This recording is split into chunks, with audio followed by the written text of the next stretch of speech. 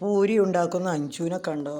കണ്ട അത് ആദ്യമായിട്ടാണ് അഞ്ച് പൂരി ഉണ്ടാക്കാൻ പോകുന്നത്. എങ്ങനെ ഉണ്ടാവും നമുക്ക് നോക്കാം. നമുക്ക് പരത്തി പരത്തി ആമരൂപത്തിലായിക്കൊണ്ടിരിക്കുക. ഇപ്പം ഇതെന്തുണ്ടാക്കുക? പൂരി ഉണ്ടാക്കുക, കാര്യം ഉണ്ടാക്കുക എന്ന് അറിഞ്ഞൂട്. അഞ്ചു ഇപ്പോൾ ഓലത്തുമ്പത്തിരുന്ന് വാട്ടിക്കൊണ്ടിരിക്കുക, കൊച്ചുങ്ങളെ കുളിപ്പിക്കണ പോലെ.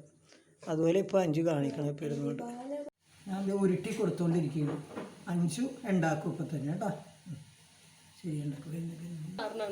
അച്ഛാ വാച്ചാ വന്ന് ചെയ്യച്ചാന്ന്. ഇപ്പം മതിയായി. ഇപ്പം ചപ്പാത്തി ഉണ്ടാക്കാൻ നിന്നിട്ട് മതിയും കൊതിയും കിട്ടിയത്. ഇപ്പം അച്ഛനെ വിളിച്ചുകൊണ്ടിരിക്കുക ഒരാൾ.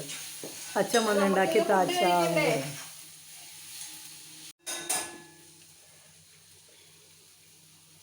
ഇനി മേലെ അഞ്ചു ചപ്പാത്തി ഉണ്ടാക്കാൻ നിൽക്കൂല. ചപ്പാത്തി ഇഷ്ടമല്ലാത്തത് എന്തുകൊണ്ട് നന്നായി. അത് കൊള്ളാതെ അച്ഛൻ ഉണ്ടാക്കണ്ട, അച്ഛൻ ഇതുണ്ടാക്കിയാൽ മതി. അത് വേണേ ഞാൻ ചെയ്തോളാം.